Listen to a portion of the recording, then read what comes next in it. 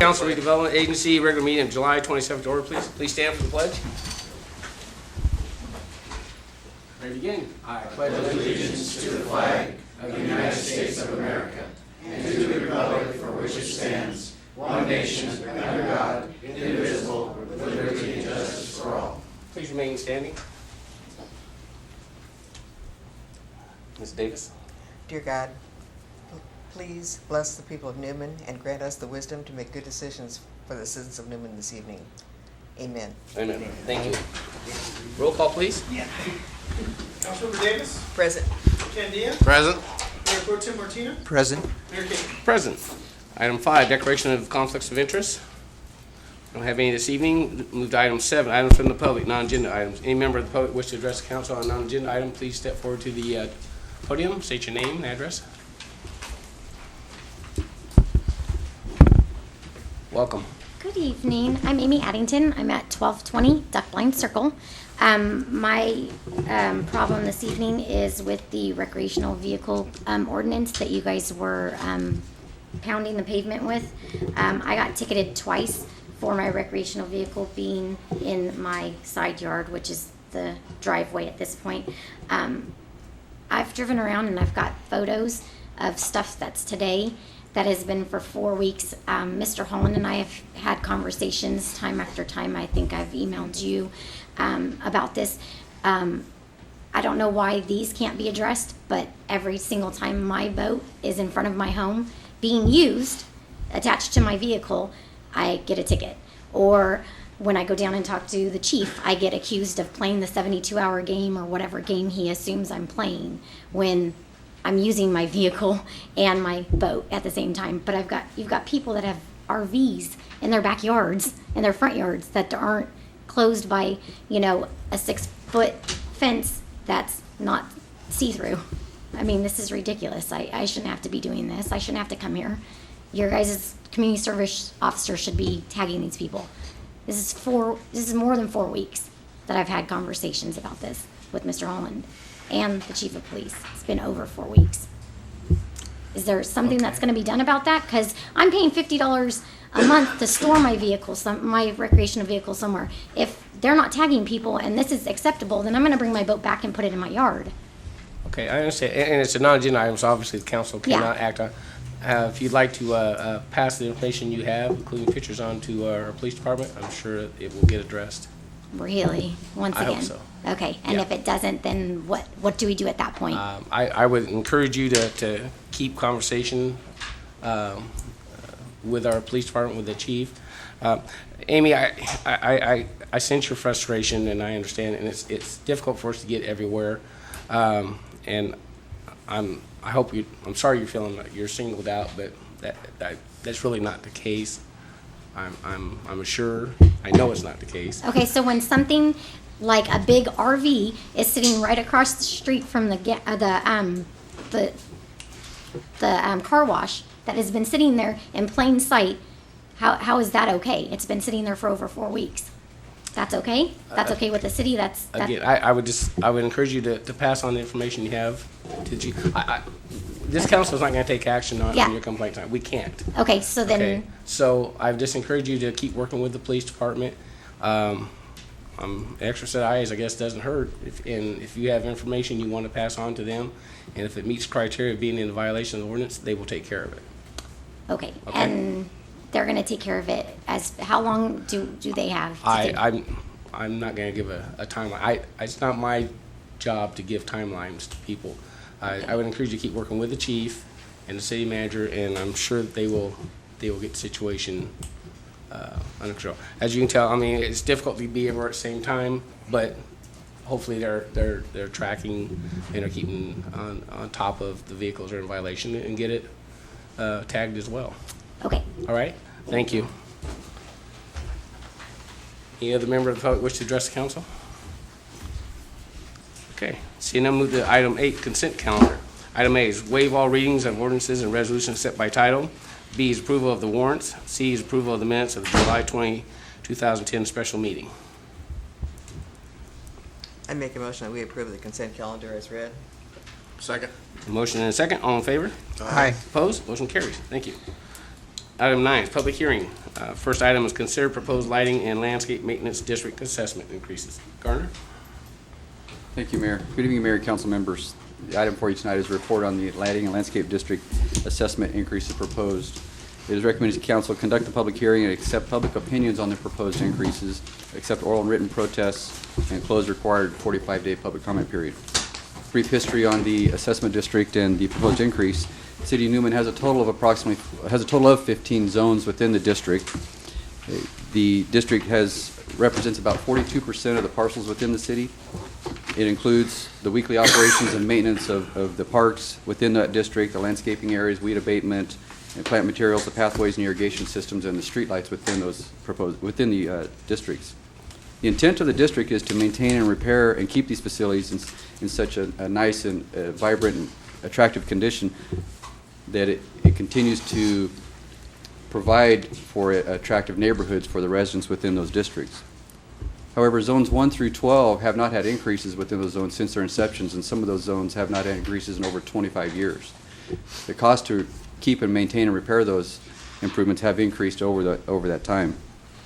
On April 13, 2010, City Council authorized to initiate the proceedings for the proposed increases within the districts, and on May 11, 2010, City Council passed a resolution approving the engineer's report and authorizing the initiations of the Proposition 218 process. Proposition 218 does require the city send out written notices by mail for the proposed fee or charge to each ratepayer. The special notice proceedings was mailed and consisted of a mailed notice to the property owners within the city and establish a time and date to hold a public hearing to consider all protests against the proposed increase. At this time, staff recommends City Council conduct a public hearing, accept the oral and written protest, and then close such public hearing. And then staff will begin tabulating the ballots and then bring back the results of that tabulation at that time. If there's any questions, I'll be happy to answer. Questions of Garner? Okay, if there's no questions, I'll open the public hearing. Any member of the public wish to address the council?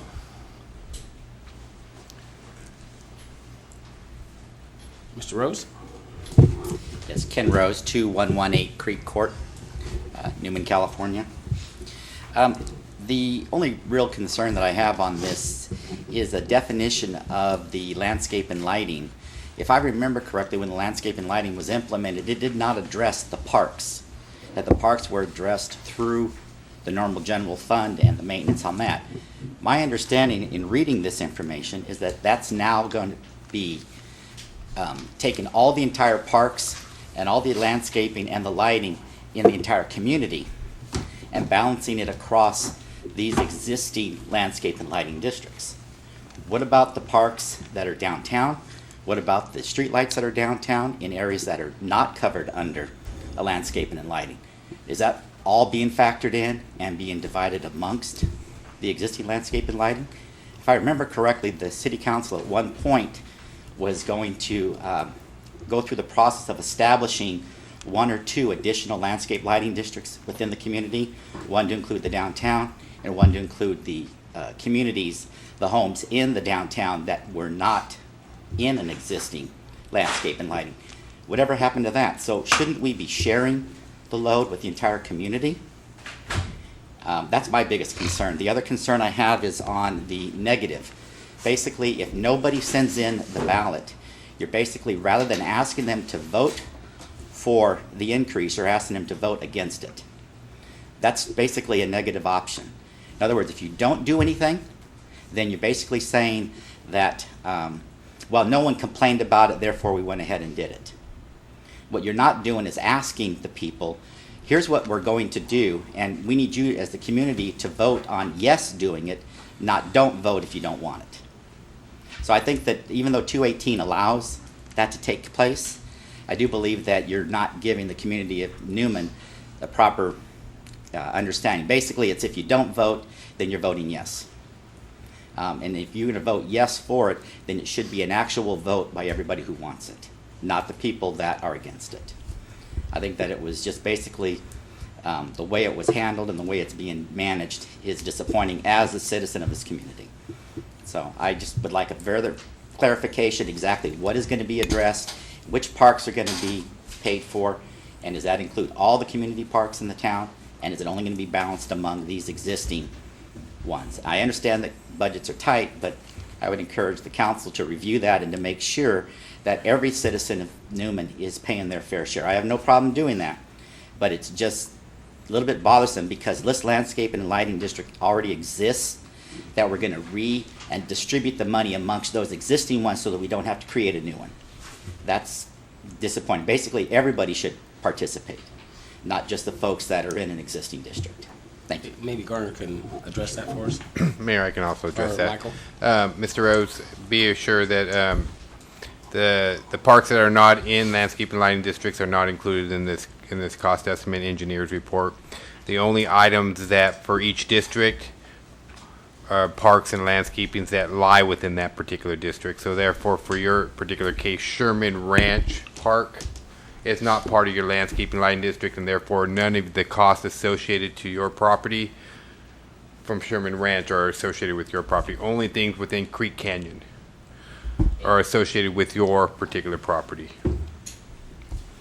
Then to clarify then, if that's the understanding, that my landscape and lighting expenses are only going to apply to, because Creek Canyon has no parks. That's correct. Okay, when it was built, there was no parks. We do have the 2 sound walls and Landscaping. multiple landscaping. That's correct. Just wanted to clarify that those that have parks, I'm sad to say, I'm glad I'm not affected, but it's disappointing that the people that are in a small development that have a large park in that area that services the entire community, they're the only ones paying for it. Yeah, but most of the parks, I think if you'll take a look, at most of the parks that are in neighborhoods serve those particular neighborhoods. Bush Rose Park is a park that predominantly serves that neighborhood. The only exception really is Sherman Ranch Park, which is a much larger park, and from our perspective, it's more of a community park. It is 8 acres, but it is spread out over 400 properties in that Sherman Ranch development itself. So I understand your concern. That's just the way that the district has worked out. When we worked with the developer, in particular on Sherman Ranch, that was something that was agreed upon at that point in time, that all of these properties would contribute to the landscape areas and that park within that development, because those are the primary recipients of the park being in their area. Now, there are people from outside that district that do come in and enjoy the park, but the primary users are the people who live within the neighborhood. Then one thing I would ask or encourage the council to consider, because judging from the input that I've heard and what have you, that it's going to pass because nobody's whining about it. Yeah, and may I clarify that? Please. We have a box of ballots here. The only people that count are the ones that voted. This is not a majority protest vote. We're going to be weighted on actually the ones that submitted are the ones that count. This is not a protest vote to where we need 50 plus 1 above the protest to do it. We're going to take all the votes. They're going to be weighted by the dollar amounts that they contribute. And then you're going to count and total it all up. And if 50 plus 1 is no of the votes returned, then the council has a majority protest. And It's you- not on a community-wide basis. It's on the ones that were actually returned. So of the ones that are returned in the specific region, in my specific area, then It's on a am I weighted only on mine, It's on a citywide basis, Mr. citywide Rose. basis? It's So on a even though citywide- my home is assessed at a much lower, the homes in my area are assessed at a much lower value than some of the homes in the other area, because they're assessed at a higher level, their vote holds more weight than mine does. Yes, based upon the way Prop 218 reads. And that's fair? It's weighted. It's weighted by the dollar amounts. I that's- don't know if it's fair or not, but that's the way the code reads, Mr. Rose. No, I And understand. and I it is, understand but- that. But you have to understand that those are also weighted for no's. I mean, Well, the no's are if it's not participating, the way it was worded. That if you're not in favor of it, or if you have Yeah. no problem, if you want this, if you want to raise your rate, then you don't have to send anything in. you had to return a ballot to be counted either as a no or a yay. Okay, that's not the way that I read it, so, but I mean, mine was sent, but it was, Yeah, huh? mine was yes or no. It's a vote yes Yes, or it no. says right here at the very end, it says, This person completing and submitting this assessment ballots must be the record owner of the property identified above or the representative of the record owner of such property who is legally authorized to complete and submit this ballot for or on behalf of the record owner. Otherwise, this ballot will not be tabulated. So the ballot, if it's not returned, Otherwise, it's this not ballot, tabulated? if it's not to return, it will not be tabulated, and that's in bold. Otherwise, this ballot will not be tabulated. Okay, the way I read it and the way I understood it, So- it was just a concern. I try to get, if you've got a lot, it's because I did a lot of whining, so. Yeah. Well, and Mr. Rose, they're right here. You're free to go across the street and watch the tabulation take place. I know Mr. Maddenwall and Mr. Reed will be going across. We've invited the press to go across. We want this to be a public process. We want it to be very transparent. You're welcome to attend and watch the tabulation yourself and personally view it. None of these ballots are open at this time, except for any ones that were turned back in a non-envelope. You're free to go over and view the process as it takes place across the street in the conference room. So Understand. please. Just the one thing I would ask the council or staff in the future, that at the end of the year, if there, and maybe you do it and I just missed it, is an accounting of this, in this district, this is what your fees went to. Well, there's an engineer's report that accompanied this. It didn't get mailed out, but it did make record that there's an engineer's report available for public viewing, and it is. And that we have to do that every year by law. We have to do an engineer's report of an assessment of the preliminary cost that are going to be going forward, and that's how we charge these rates. It's an actual cost basis, and we do a report every year, and it's done by an outside consultant, NBS, and those are available to the public every single year. So, Just a question. Thank you. Thank you, Ken. Anybody else wish to address council? Hey, seeing none? Oh, step right up. I'm sorry. We're still open. Hello, my name is Scott Quillen. I live at 1266 Duck Blind Circle, and I did not receive in the mail the ballot. I had to call it. I went through the junk mail. I was going to throw it out, and then I saw the lighting, the column on the lighting thing, and I did not get it. I had to call up City Hall and get it. There's several of my friends did not get it, and they live in these zones throughout the city. So I don't think this ballot is valid, because people did not get them. I can't address we that. send it to the last equalized roll, assessor's roll that is on file, so we get the records from the county assessor on those, and we send those out. So I don't know how long you've been there, but if you've been there more than 1 year, you I've lived here definitely since 2004. you definitely should have gotten one. I didn't get it. My neighbor didn't know about it. People on the other side of the town did not know about it. They didn't receive it. So I don't think this ballot is valid. People did not get them. We actually have additional ballots right now that you could submit in favor or opposition to, if you'd like to take part in this balloting process right now. You can complete those forms. I believe we have those here, Mike. Oh, do we have blank ones? I don't have it with me, Oh. but just on piece of paper. Yeah, we can write down your address, and we can write down in opposition or in favor too. I mean, you're here tonight, you're here to protest. If that's something you'd like to do, it's a public process, we'd be willing to Well, take your I vote just right wanted now. to bring that to your attention, because not everybody got the ballot that lived in these zones that the tax increase will affect. So, thank you. Thank you, Ms. Quinlan. Anybody else wish to address the council? Okay, seeing none, I'll close the public hearing, bring it back to council for direction. Well, Mayor, at this time, We just we're, need direction. yeah, at this time, we're just asking that you close the hearing. The public hearing will take any additional last ballots that want to be submitted in opposition to or in support of the ballots. And then at this time, our consultant NBS, and we have Mr. David Reed and Mr. Kent Maddenwall, members of the public that have volunteered to go across and view the process as it takes place, and just to make sure that it's taking place in a proper procedure. Anybody else from the public that would like to go across the City Hall conference room is welcome to attend right now. We've also invited the press. They'll get tabulated, and then they'll come back later in this agenda, and then we'll declare the With all results from that there. being said, all those who are in charge of counting, goodbye.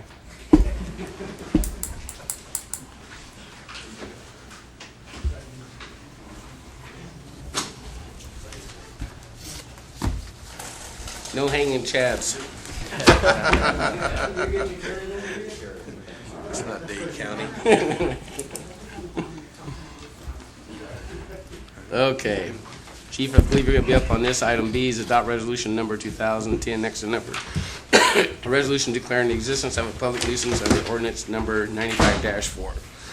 Good evening, Mayor, Excuse council me. members. Tonight I bring before you two residents that were sent notices along with several other properties. The notices in accordance with ordinance 95-4, chapter 2, title 8-2-3. This informs property owners of a nuisance at their property. They have the right to object at a public hearing. It's anticipated that most will comply. The ones before you have not complied, and with the postponement of the council meeting, they were sent an additional notice, and they still didn't comply as of yesterday. The two address, the first one here that you see on the screen is 515 Waxwing, has tall weeds and grass in the front and backyards. And the second one is 2113 Creek Park Drive, also tall grass and weeds in the front and backyards. I'll be happy to answer any questions. Questions for the chief?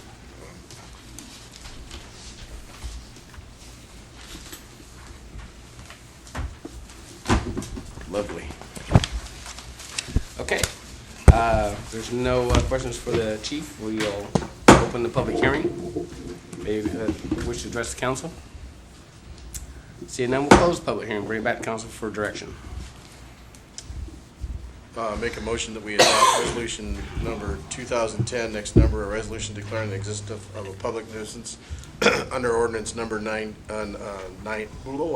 95-4. I second that motion. A motion and a second. All in favor? Aye. Opposed? Motion carries. Thank you very much. Thank you. Thanks, chief. But item 10A is report on the wastewater treatment plant aeration basin number 2 sludge removal. Good evening, Perry? Mayor. How you doing? Good. How about you? Good, good. Great.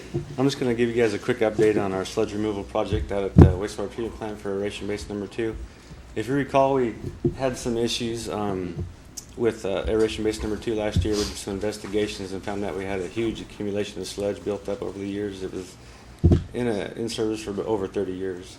So we looked at some remedies, and dredging was one of them, but dredging came out to about $1.3 million by the time you dredge it and dry it and haul it off. So we decided to go with treating the sludge biologically, removing it that way by adding bacteria and protozoa and a whole host of microbes that's actually designed and created to eat away sludge.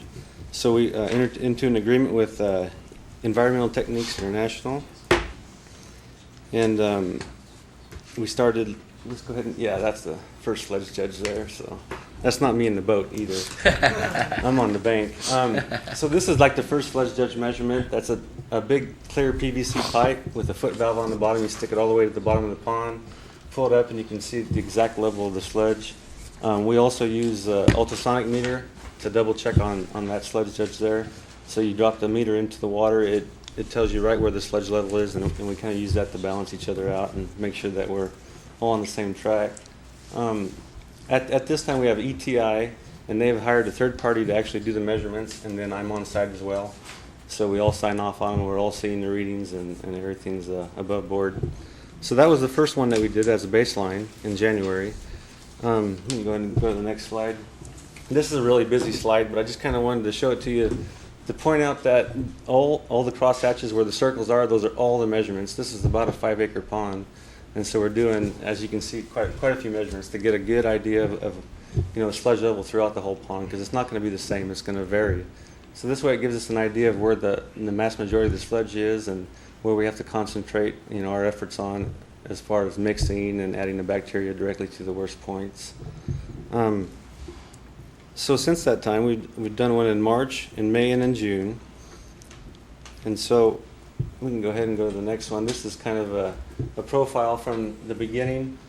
The blue was the first baseline sludge judge up until the purple color. So you can see we've had almost a foot of reduction, since January. So which averages out to a little over 2 inches a month. So, at this point it looks like it's doing its job. We had a really big reduction at the beginning, and then it's kind of tapered off a bit more gradual, because you don't want to shock a pond too much, so they're just trying to get a gradual reduction rather than a whole lot, because ponds really don't like it if you shock them too much. So there's a lot of action in the pond, a lot of gas bubbles. So that's a good thing. The bacteria does its job by eating the sludge, and it expels gas. And so every measurement we've been taking, there's just a ton of gas bubbles coming out. So it really seems like that it's doing what it's supposed to be doing. I think is that the last slide? Yeah. So that's pretty much about the extent of my update here. We had estimated it was going to take about 2 years to do this. So at this rate, the way it's going now, we're on track.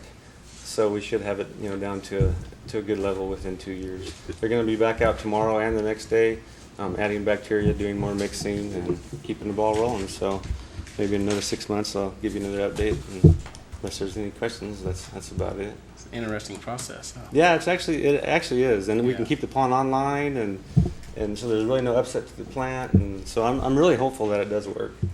'Cause, yeah, we have another pond later on, that maybe in 5 or 6 years probably need it too. So if it works, it'll be a good deal. Yeah. Any other questions of Lance? Thanks, Lance. All right, you Appreciate bet. it. Okay. Move to item B is review of the Historical Society's request to reconsider location of the Yancey Building. Thank you, Mayor. Yes. I did a quick memo for you. I've attached a previous staff report to you. This was an item that was originally discussed in 2008 when we did a presentation for you. The first slide that we have, this shows a rendering of what the council then asked for. Go to slide 3 real quick. One more. Originally, we came forward to the council in 2008 with this proposal. This is the museum site here. As you can see, there's Main Street on the left-hand side, and on the bottom of the screen is Kern Street. In the back is the Yancey building there, and this is a potential development that could occur and turn it into a park-like setting. This was the original concept that came out of a discussion with the Plaza Committee, Streetscape Committee, and our consultants. So we drafted this up. We brought it to the council, and the council, while they didn't originally say no, they said, well, we want to see what the potential is over at the Plaza site for this. So go back to slide. So then we started coming up with these other renderings here. This is a rendering that ultimately the council decided that 2 years ago that they would like to move forward was with the Yancey building on the plaza, and this would be phase 2 of that plaza site there. And then you still had the potential for a honorary down in the bottom corner there, which would ultimately be the southeast corner of Fresno and Maine. And some of the questions that we had back then that our staff was asking of the council, we still hadn't specifically identified a use and a user for the building, as putting it out there on the plaza. To date, that still hasn't been done.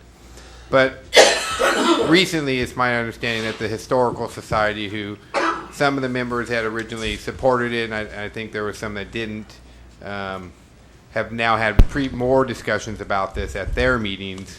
And then a couple, maybe 30 days ago, a month ago, they came back before the council and asked that this item be re-agendized so that they could ask for reconsideration of it. So as your staff, we just put together all the old report and the renderings for you to view so that we could facilitate conversation. I know Ms. Moore is here from the Historical Society to give you their perspective on it, and staff is here. We can answer any questions. So with that, I'm going to turn it over to Ms. Mary Moore. Mayor, City Council people. I'm sorry this came back before the table. I had not seen this concept of what this would look like behind the museum when I came up to the City Council last time, well, in 2008. I saw this concept the night of our last meeting, and I had not seen it before. If this is what would happen with it, with the fixing up the museum, the Yancey building for us and cleaning that back up there, it would be 100% to our beneficial. We are trying to get rid of the equipment back there, as I have told you, but if we had walkways and we had a place to hold our meetings outdoors, and with Stephanie helping us get I'm lost. Grants. it would make a big difference for the downtown, I believe, than letting that Yancey building sit as it is. And I think being it's of the 1890s, it would fit more in with the 1920s of the museum than it would in the plaza. I thought about it, and I would hate to see us put any furniture down in the plaza if it's not fenced in. And if it was behind the museum, we could do that because we could have it fenced in and we could have an alarm system put in it. So we would really like to see it done. I don't know how long it would take, but we would like it done as soon as we could get it done. Well, I think he left. I think the Public Works was going to put in sod in the back for us, just to start it off. So when I talked to the people at the museum, and I showed them this, they liked that. And I also talked to Kern, and he said he thought that that would be a great place for it, that Tom Yancey would probably really enjoy it being there. It's close to his home. We can have his furniture in there. And I think it would really do something for the library. I know you were concerned with Kathy Ponce de Leon, and she's here to talk to you. So I will turn it over to Kathy. Thank you.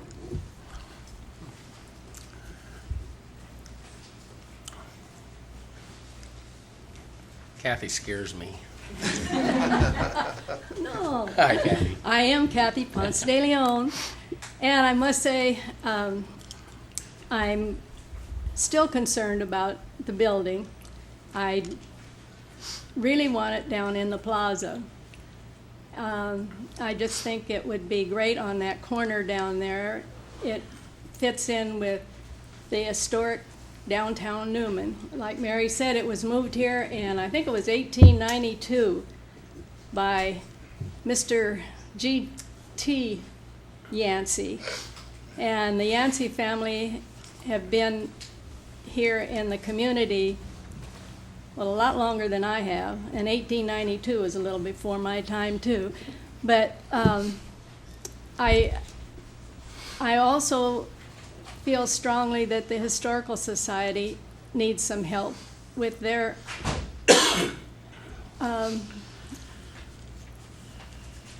I hate to say junk, but it's farm equipment behind the museum that looks so bad, and it has looked so bad for so long.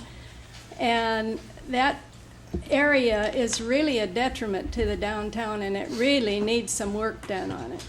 And whether the Yancey house stays there or moves to the plaza, I think both projects need to be considered strongly. And as far as the grant goes, that's not a done deal because you don't know whether for sure you're going to be able to get that grant. And the big thing for me is to keep that building because it is one of the oldest buildings here. And it was moved here when the railroads came through, and that's why it was moved here from Hills Ferry. And it's really a very important part of the heritage of Newman, and there aren't too many of the old buildings left. I've worked on trying to save a few of the other ones, and most of them went by the wayside. Our depot left, and the auditorium left, and I just don't want to see this building disappear. And I would still like to see it in the plaza, but I wouldn't be adverse to it behind the museum if that's the only solution. But I'm worried that we're applying for a grant, but grants often don't come through. So this is the way I just feel about it. And I think the Historical Society, most of the people, of course, when they saw this beautiful drawing, were in favor of it, but there are still some that still want it down in the plaza. And since that was in the Phase 2 part of the plaza, I still feel strongly that it should go down there, but I just want it fixed up one way or another. So I thank you for your consideration. Thank you, Kathy. Mayor, just a little background. Since this item has come up about a month ago, we have had contact with our grant writers about, this process and the Yancey building itself and what potential grants lie out there. And they're working on getting some of that. But one of the conversations that did transpire maybe between our planner and them was, this structure has now been moved twice from Hills Ferry to the location, and then from that location to its current location behind the museum. The potential to move it again, obviously, is detrimental. Every time a historic structure moves, it loses its value as a historic structure. So they just made us aware of that particular situation. Some of the grant money may be able to get for the park side and stuff like that, but I think a lot of the restoration, because it's been moved a couple times, may have to just actually be local fundraising. But we're still trying to figure all that out, and they're looking for the funds for that, whether it's here or the next site. Council have any suggestions or I have a comments? question. Michael, if for say, we put that on the plaza right now, because that was originally the thought and it was determined it would go there, would there be funds available for restoration? We do not have funds available at this time for phase 2. So, but wasn't that part of the downtown plaza? We, as you can see here, go back to the slide. We've done a rendering based upon what council direction has given us to memorialize that. Yeah, but then we had a meeting, then we talked about that it was gonna go down. Correct, and this is the Yancey building on the plaza. We've memorialized it. We don't have any construction documents, and we don't have any funding yet for phase 2 of a plaza, whether or not the Yancey building's there or not. We're still continuing to search that out right now. The biggest problem is we're just in the middle of phase 1, so we're just trying to get that taken care of, and then we can maybe get a little more active on that. But we have our grant writers looking for a phase 2 grant. I just happen to agree with Kathy that, something has to be done, and it has to be done sooner than later. And unfortunately, the building is sitting down there and it's not getting it, it's losing its historical value the more it sits there. So what I'm just saying, there's got to be some way to move forward on it. And I know that you're saying that the grant writers are trying to come up with money to make this happen, but I'm concerned that I just don't want to see it not take place. And we agree, Bob. The issue right now is just the several $100,000 it's going to take for a phase 2 and getting that part. I mean, that's obviously a key component is being able to fund it. And at this point in time, we don't have a funding source. So we'll continue to search for one. So the other thing that we probably, when the conversation needs to continue is I hate to move a building down there, the Yancey building down there, if you don't have a use and a custodian. A custodian meaning the operations and maintenance of the structure. If you move a building down there and it's not open 325, 330 days out of the year, the people start looking at you like, well, why would you move a building down there if you don't have a use for it and it's never open? So maybe that's some of the conversation that needs to transpire too, is if we decide to move forward with the phase 2 in the plaza, what is the use going to be? Because that may help us go out and additionally find grant funding for it. Is it a visitor center?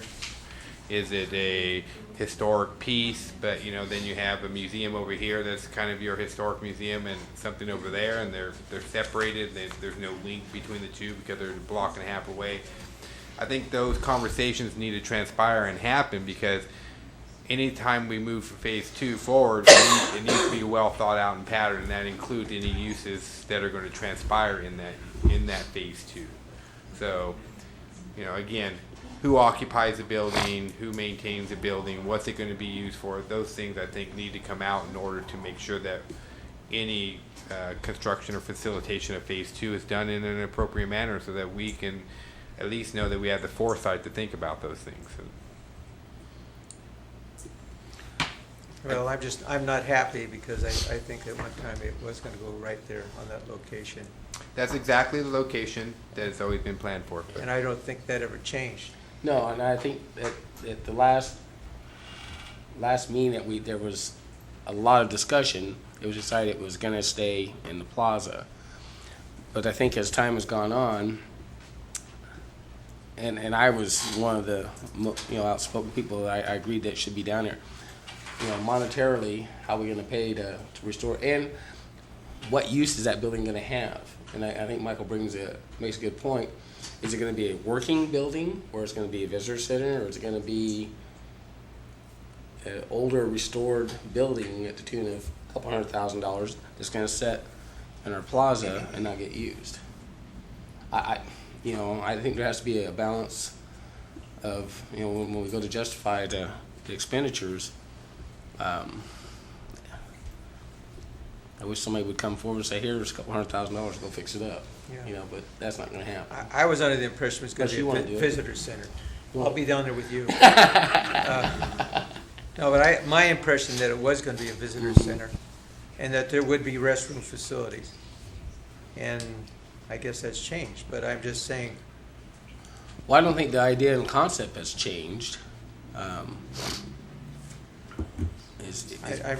concerned that the Yancey building is just going to sit over there and rot. And I just don't want to see that happen. So, and I know it's difficult to get funds for these sort of things, but we've lost too many historical things in this city. We let our bus get away from us. It went someplace to Canada, which I can't understand. It was before my time. We had a train station. Where'd it go, to Patterson? I said, it's like, people don't know that these things have value. And historically, they're not replaceable. Well, if it was fixed up, if it was fixed up and left behind the museum, the Newman Historical Society would use it. We would display furniture. We would use it also for meeting place. And in the concept, it had an outdoor area that we could have meetings outside when it was hot or inside.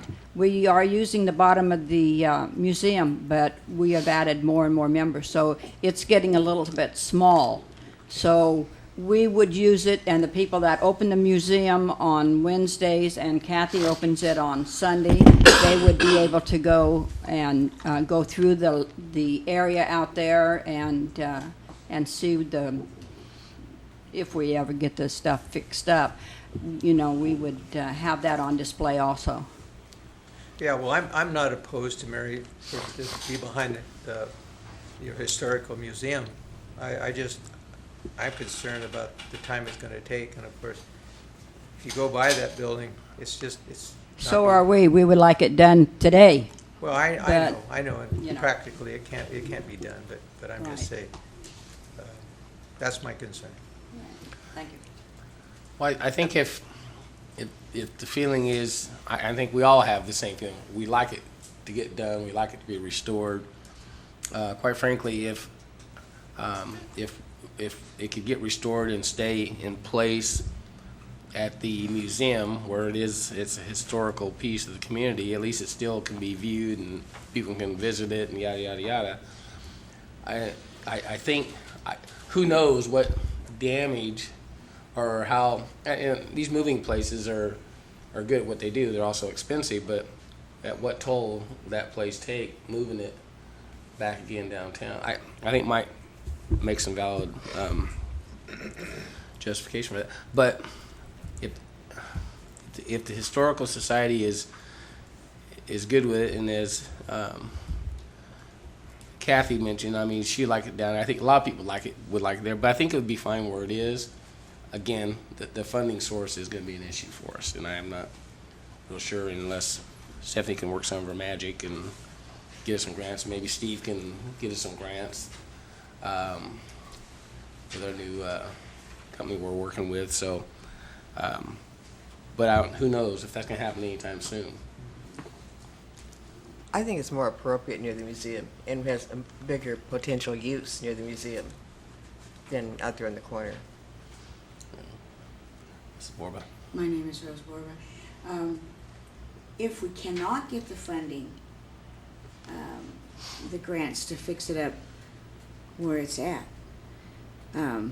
then wouldn't it have to be moved to the plaza to save it?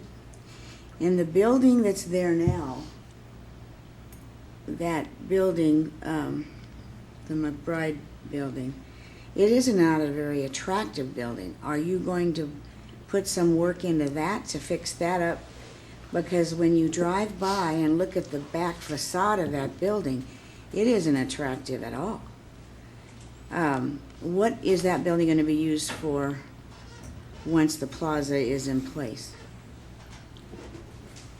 We're actually working with a couple different suitors right now, but unfortunately, just because we have some confidentiality going on, we haven't identified them.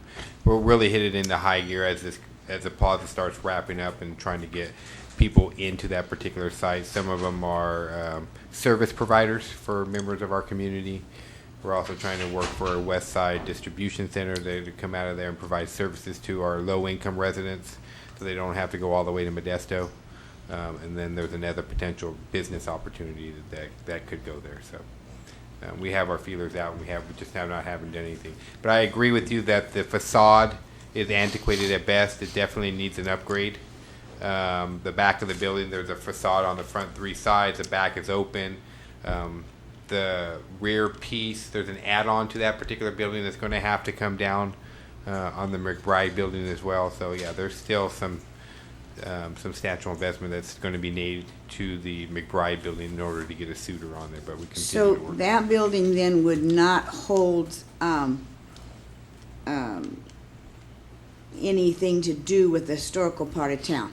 That's not what that building is going to be for, like offices, or where you could go in and have maps and different things that show about the history of our city or anything The like McBride that? building? Yeah. At this point in time, we have not talked to anybody about that, no. We have talked to different nonprofit organizations within our community that potentially could share a space, Salvation Army being one of them, and a few other ones. Again, just something that would provide services to our residents. Well, if we did have the Yancey House down there, we could use that for something like, we could still use it for our historical society, but maybe we could also use it for something like that, where you could go in and have a little bit of history and different things of the city, and use it for something like that. And we also could still furnish it and use it when we wanted our meetings and all. The only thing with that is not gonna be fenced in. We don't wanna put any of our furniture in there that it's gonna get. Well, wouldn't it have the door locked when we weren't there? Sure, but there's no fence around it. Well, anyway, that was just a thought. Thank you, Rose. Thank you. I have one question I'd like to ask. On the second phase, which is when the building was supposedly to go down into the plaza, is there money for that now, or is that still an iffy thing too? There's no funding source identified for Phase 2 at this time. I was afraid of that. Yeah. But I originally, my thought was that would be great for the Chamber of Commerce. We don't have, a visible Chamber of Commerce office where people can stop and get maps of this town, and which we really need some more maps with streets. I have people stop and ask me all the time, because I live so close, where certain streets are, and it's really hard to pick up some city maps. Do you have them Mike? We do have some maps at City Hall that But are available as well as online. That was my thought, that it would be a great place for the Chamber of Commerce to have a little publicity about the town and to give out information. People coming here, maybe asking where are the realtors' offices, or where are city offices. That was my original idea with putting the Yancey House down there on the corner as a point of interest, because I think it's something that would catch people's interest. But I was curious about the second phase, whether there was money available for that. Is there any time limit or time because we're still deep into phase one, we have not given our full focus to phase two yet, other than come up with a concept plan and I know think we, what we I want to think do we with need it. to give some thought to that I know, phase but two. If this is- you have to understand, Don't we be have afraid of limited me, Mark. staff. We're just trying to get the phase one built. We just need a little bit of time. We have 6 months, it'll be built, and then we can give our full due diligence to a phase two. Would you have like any estimate, like 2 years? I don't know. It's all predicated on dollars, and, you know, we're very fortunate that ERA came around when it did. You know, with redevelopment, the state just stole $400,000 from us.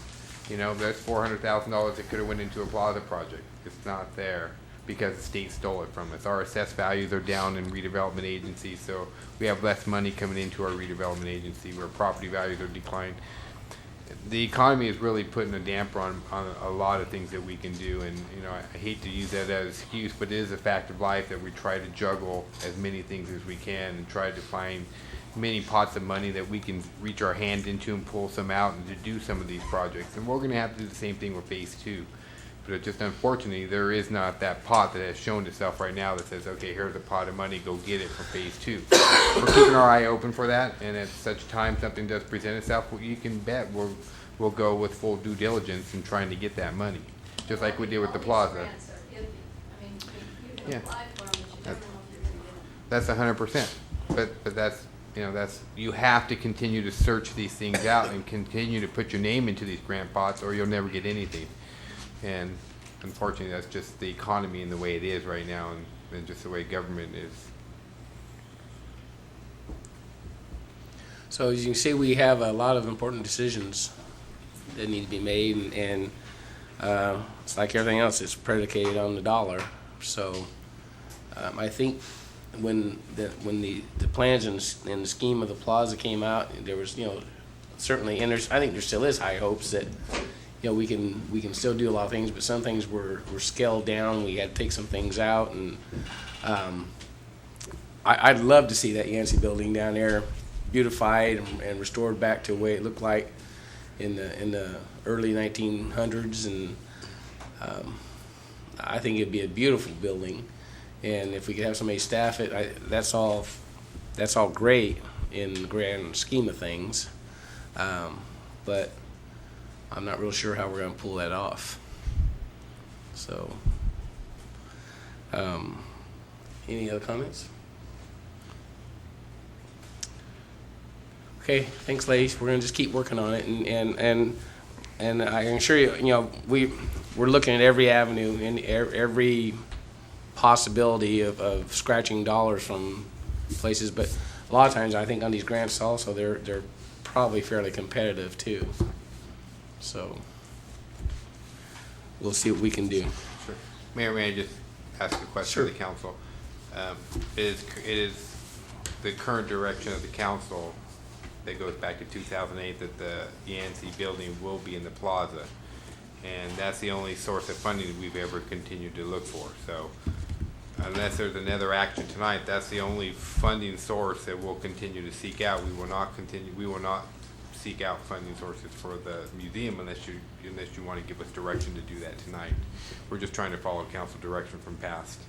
So I think part of the discussion tonight needs to be, would you like staff to seek out potential funding sources for the Yancey building as a potential site at the museum?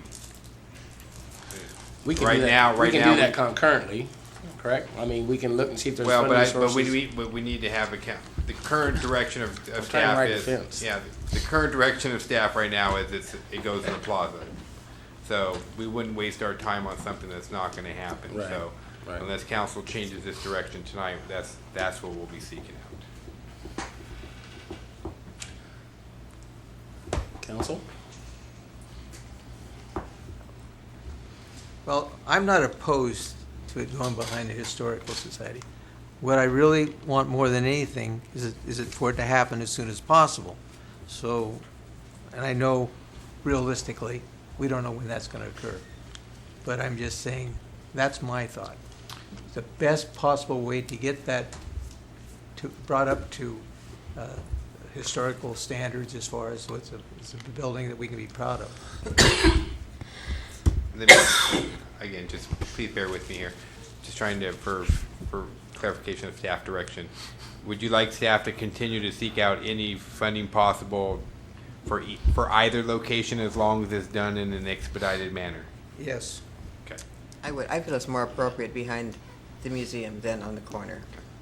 But what they're asking for, is you just direction, Yes, yes. find the Yes, I funding, agree. Michael, see what kind of Yes. funding we can find. And I think, ideally, I would like to have it in the plaza, but I'm concerned about moving it. If we can find some funding and keep it at the library and make it as part of the museum tour, for lack of better words, as part of the museum, and we can find money to do that, I would be okay with leaving it there. And if that's our best case scenario, if that's the best way we can get it restored, and it's in a secured environment, a little bit better secured environment, I'm okay with that. In the best case scenario, just for the council's information, the best case scenario, what we try to do is we try to find money that would support development around the Yancey building, and then the Yancey building reconstruction would probably come out of local funds as a match type thing. Yeah. I don't know how many dollars would be available for the actual reconstruction of that, but that's what we'll look for. And so And I think sometimes, giving it the historical perspective of where it's at might give us more credibility and an opportunity to find funding to develop it at this particular site as opposed to the plaza, which is more of an urban park setting and doesn't have the historical significance that this particular site does. And I think everybody can appreciate it. I mean, it's really, it's a matter of the dollar that's going to determine and drive which way we're going to go. Okay? We will seek all avenues. Thank There you. you go. Last question, Michael. We seem to do things in phases. Is it possible that we could do the Yancey building in phases as far as, there's things that need to be done, and I know that, I'm not saying that we'd have to get a lot of funds, but that we could look at that and start making repairs long-term as far as what we're going to do with the building. Is that feasible? I would have to meet with a contractor over there. The biggest piece of that is, Bob, a lot of it depends on where it's going to ultimately rest, because you have to do a permanent foundation, and you have to set that permanent foundation before you really start getting in and doing a lot of the legwork in terms of the restoration of the building itself. So you need to have a plan in place, whether it's a plan for it to here or whether it's the final plan for it at the plaza. We need to have construction documents that go all the way down to the detail of, an inch. This is where exactly it's going to go, so you can place it and do the foundation and do the rest. There's still a lot of foresight that has to go into the placement of that structure, where it's going to be, how it's going to be placed, how it's going to be accessed, and a lot of those things have to be addressed before we can start restoring the building itself. Does that make sense? Yeah, it makes sense. I just want, any way possible, I want to. When you are in this phase one, wouldn't you have to include the foundation or the plans for electricity and water and all that? No, because the big area here is all turf. We've grassed it. The whole phase 2 of the plaza project is a grass. It's easily picked up and moved, and you can still put in conduits and electricity and actually set the permanent foundation at that particular point in time. And that was done purposely. It was set up with sod. So there'll be a nice green space there, but yet if you tear up grass, it's not that expensive to tear up grass and to be able to do something like that. Any other questions, comments? Okay. We'll move on to item C, is considered a ballot measure for the November 2010 election. Mayor, we've at your request and at the concurrence of the rest of the council, we've agendized this matter, and it's a ballot measure, potential ballot measure for the November 2010 election. We've included some wording, and we've done a memo for you. Really, to me, it sounds like the the discussion really centers around a ballot that would say, shall the term of office for the mayor be changed from 2 years to 4 years effective at the election for mayor on November 6, 2012. That would be the next election cycle, general election cycle that would take place. There's a lot of election law that needs to be complied with in order to get a ballot measure set on for the next election cycle. Some of those require allowing for arguments in favor of and arguments against the ballot measure, and impartial analysis, rebuttals to each of the pros and cons on it. Based upon our limited experience, it's a very tight time scale. If the election law reads as 10 days for the arguments and then 10 days for rebuttals, and we can't get this in, technically we cannot get this published until I believe it's August 5th. That would be the soonest that we could get this published, because the deadline was today already at 10 a.m. That puts you past the November 17th deadline that Lee Lundgren has set for submitting things. I know in conversations, again, we've talked with many communities. The community of the city of Modesto is moving forward, but they're giving a shortened period of 4 or 5 days for submittal of arguments in favor of or support and rebuttals. That's not how I read the law, but our city attorney is here, and he's going to kind of try to pick up from here, because trying to understand the election law is very difficult. Well, I agree with Michael that that's what Modesto's doing is not consistent with the elections code. However, they're a charter city, we're a general law city, so that might be the difference. What I recommend you do is change that second resolution, and after the date, and that's in section 1, after August 9th, 2010, add or earlier date provided reasonable notice is given to the public, and that will be some exception that we can find regarding that 14-day period. And then down in section 2, I would recommend you change the 19th to the 16th, and then after 2010, add or later date per agreement with the county elections office. This is happening in a lot of, I think at least 4 or 5 cities have ballot measures, and a lot of us have problem with this timing of the printing. So I don't know if that's going to be changed. We might have to ask our supervisor for some help on that. I'm not sure.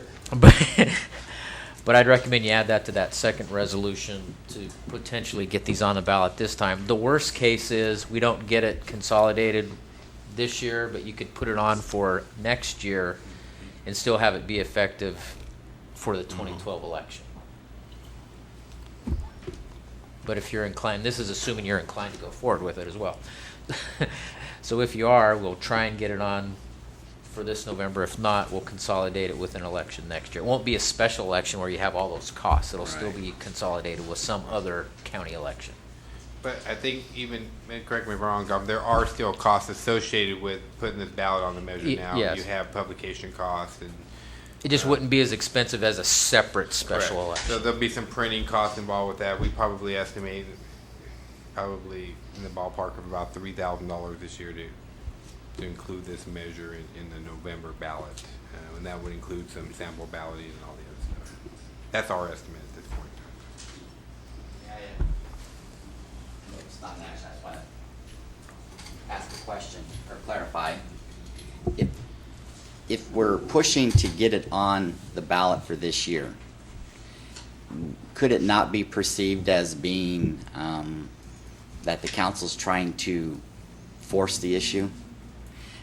Because if it's not going to take until 2012, and we're going to have another council election in 2 years, is it? 2012. 2012.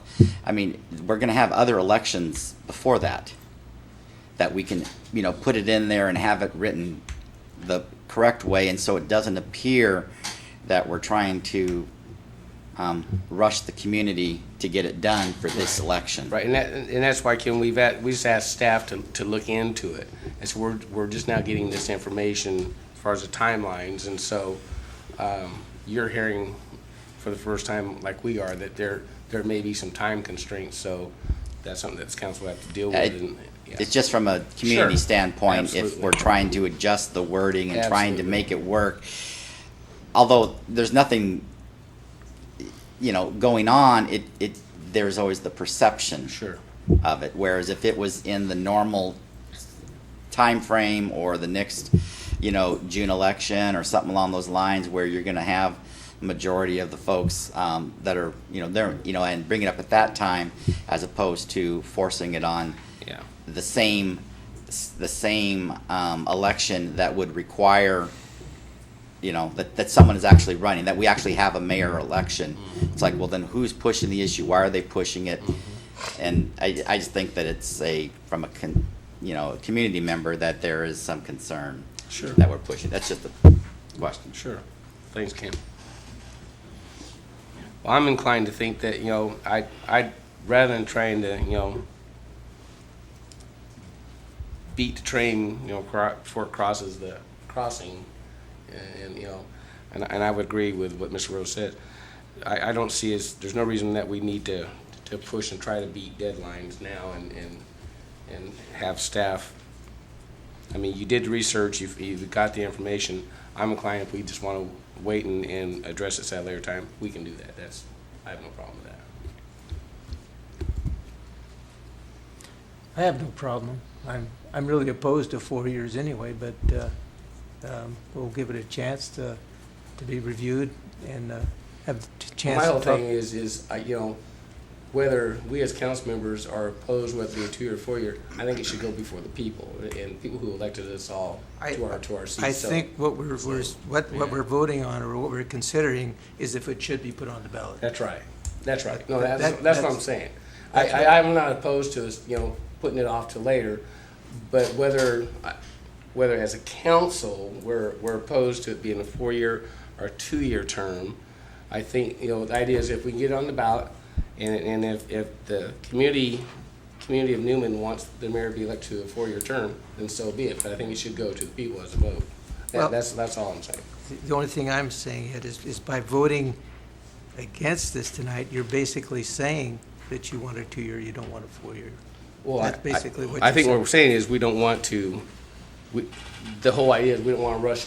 Try to beat a deadline right now. Bob is the issue. We're trying to hurry and meet a deadline, and I don't think necessarily we need to do that. I didn't realize there was such a tight time constraint. If I thought there was plenty enough time, then I would certainly push. Let's put it on the ballot and see where it goes. That's all. So.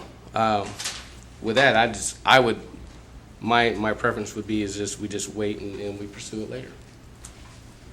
I concur with that. I concur. And I think that way we can give the public a time to express their desire of That's right. something that's, public opinion.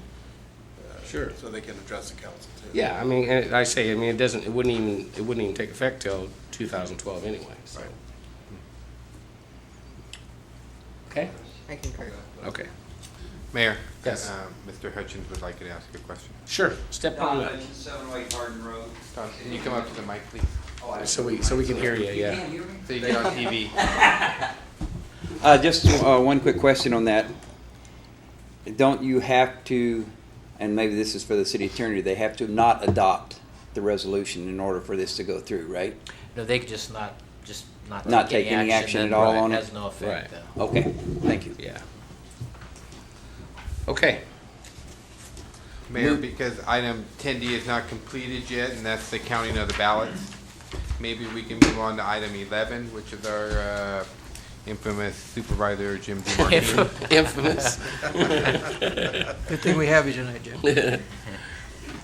Supervisor DeMartini. Hey, good evening, Mayor Caton, council members. I just had a few things I wanted to bring up tonight. First of all, our healthcare task force meets here in Newman on Thursday, the 29th. And this will be our last meeting before the healthcare summit, which will also be in Newman. And it will be on August 12th at the West Side Theater.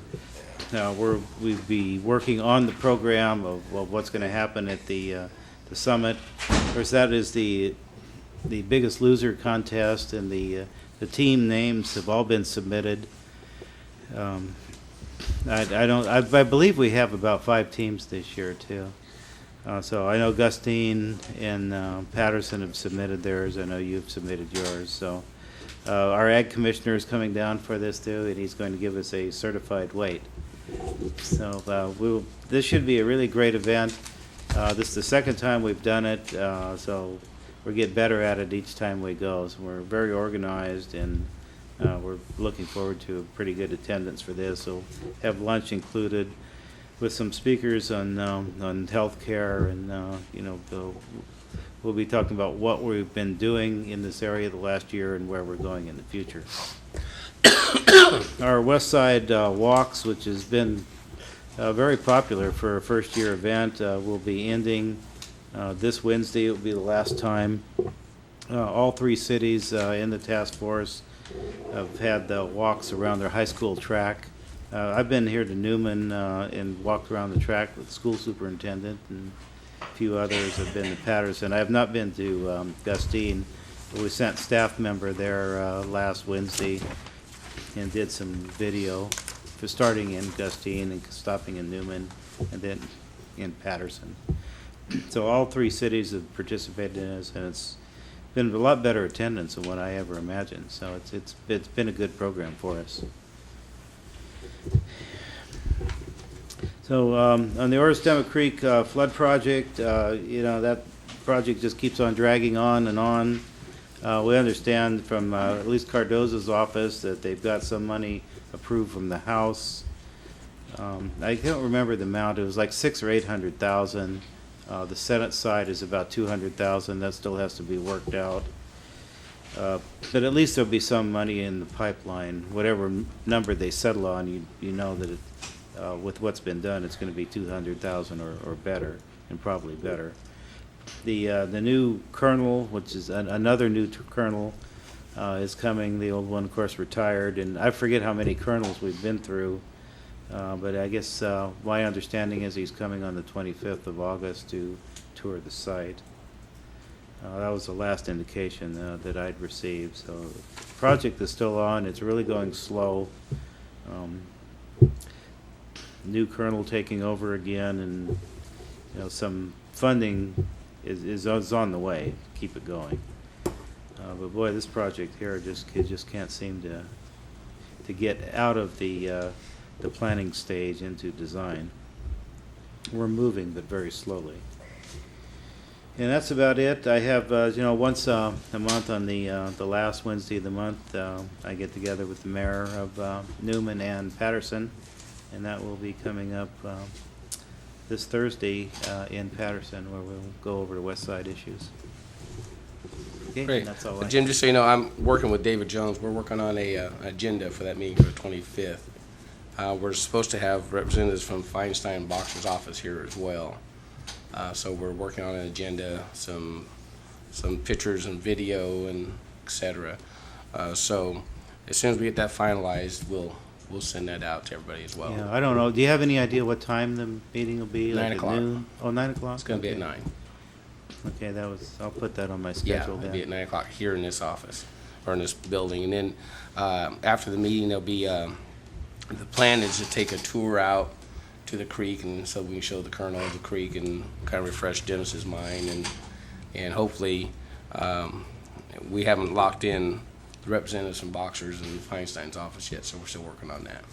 Oh, that's good. It's too bad we have to go over the whole project again with another new colonel. But Yeah, well, whatever it Just- takes. So, it's- But at least he's coming, so he's showing an interest in the project, and we'll just explain what the problem Yeah. is, and hope we can get something done. okay. Anyway, we do appreciate you hosting the task force meeting here on Thursday, and look forward to the kickoff of our healthcare summit.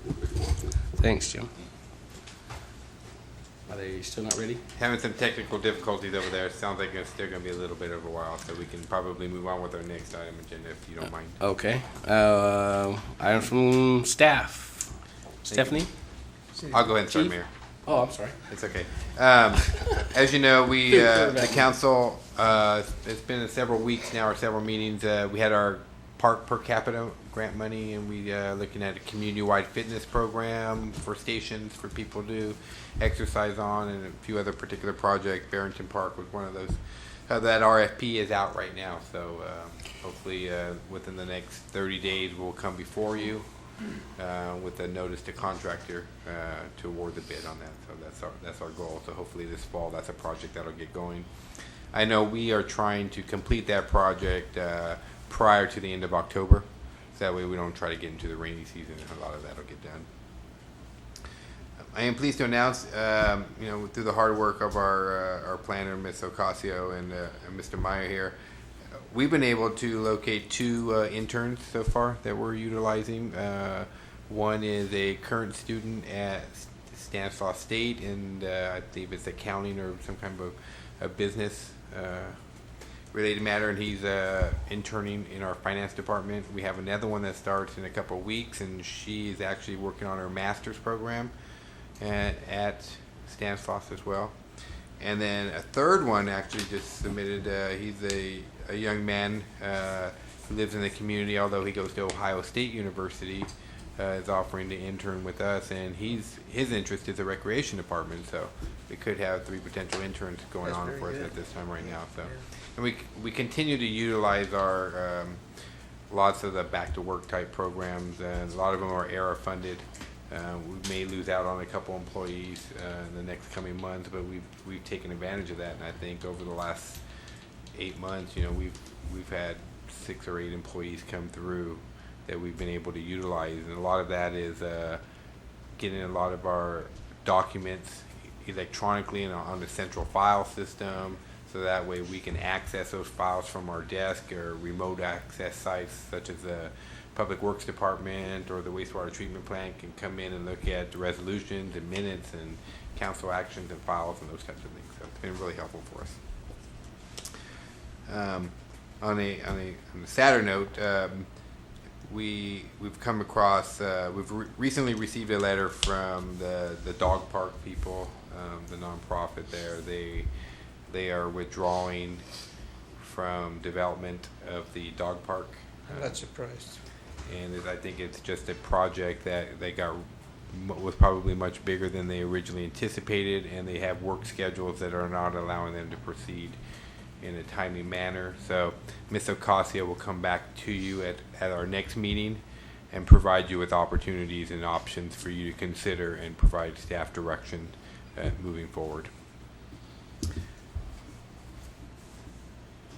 August 12th, we have our Biggest Loser event going on. I know Mr. Meyer has put together a very solid team we think is going to compete for the championship and bring that plaque and trophy home to us this year.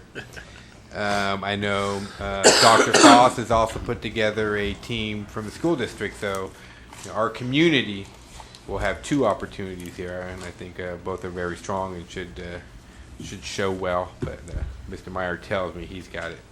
He got a solid team there. He wouldn't let me participate. Yeah. See the over there. He's gonna put the plaque right next to that, so we can show it. So, and then lastly, and just for members of our community that are watching, I know the West Side Theater, the Missoula Children's Theater group is coming through town on August 1st. They will have auditions for 1st through 12th grade to do Sleeping Beauty.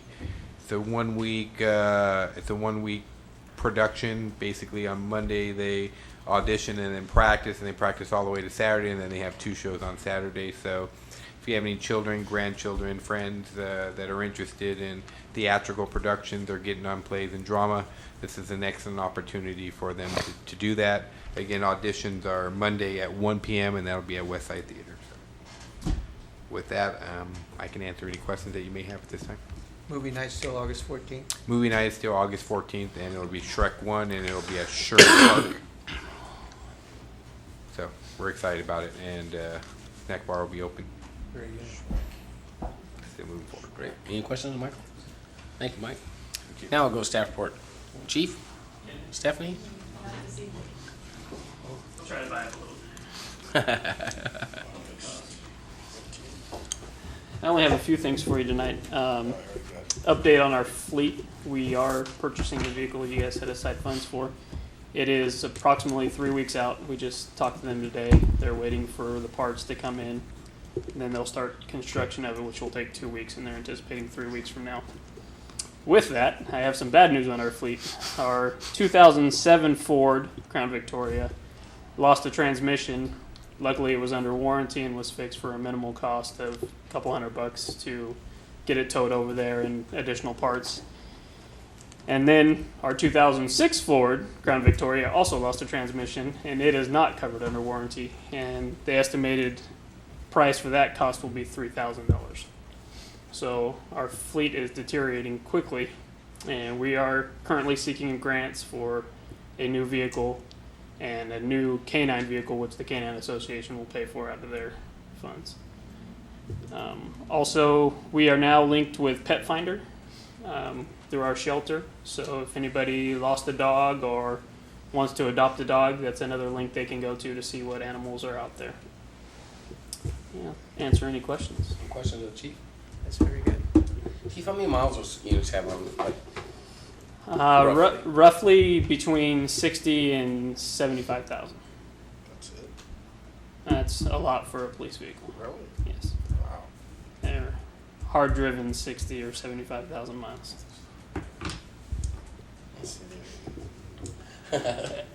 Mainly cities retire their vehicles at 75,000 miles just because of all the problems they start having. That you would normally have with a normal car and the maintenance you have to put in. It's just cheaper to get rid of them and replace them. You can't get an extended warranty on a police vehicle? The new Dodges have a powertrain warranty, and so do the Fords, but unfortunately it didn't take effect till 2007, which was the last time we purchased a vehicle. 'Cause that'll So, take you to 100 there. yeah, everything prior to that, which is all of our cars except for the 2007 that just went in, is not covered under the powertrain warranty. Any other questions? Chief, comments? Thank you, sir. Nothing, Stephanie? Okay, council members. Roberta? I don't have anything tonight. Nick? Nothing tonight. Bob? Question, Michael. I was going to ask Gardner. I don't know if you had an opportunity to look at the street signs in our city. I don't know if I brought it up before, but if a visitor comes to our city, it's going to be lucky to read the street sign because so many of them are so faded. Especially off of Crow Canyon, Orston, Peak. Yeah, it's like there was one developer that Yeah. did something different, and I know that Yeah. you can't even make it out what it is. But I'm just That's saying. Crow Canyon, Green. Yeah, That's in the all those, Hearthstone, Sherman area. Yeah. In my neighborhood, they're all faded But I'm out. just saying. The greater SCM area. Yeah. And I know there's not funds and things like that. But it seems to me that we can't hold them accountable now. But We'll take a look into that, Bob. Yeah, We'll report back to you at the next completely meeting. Yeah. okay. Yeah. Okay. Anything else, Bob? No, I've caused enough trouble. I just mentioned this past weekend on Saturday, I was fortunate to be able to attend a lunch and a theater with Walter Newman, who hosted Miss Newman in her court, Mike and Creek Brinkman, Ed and Mary Jane Ford, Don Hutchins, his wife was there, my wife, and then he took us to the viewing of the Children's Musical Theater there in San Jose and saw Miss Saigon. And I think Don would agree, just blew you away. I mean, you think for children's theater, you think small. Yeah, yeah. It was incredible. Just incredible. It was a great day. So Walt Newman was our host, and so it was a great time spent with him, and he's very grateful for having the Newman name, and so it was a great time. And on this Thursday, I'm not going to be available for the meeting in Patterson. I won't be available either. So I'm going to be out of town. Oh, you are? Yeah. You want to change the date? Yeah, we'll talk after the meeting. Let's do that. Yeah, I'm not going to be available. I'm unavailable as well. Yeah. So we'll talk about that. And I was going to talk about Dorset Creek.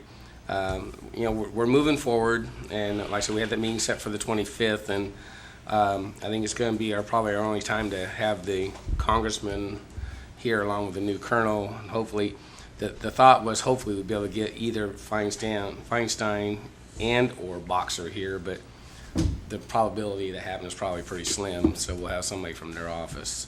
But it's going to be a good opportunity for us to kind of lay out the whole project for the new colonel, and I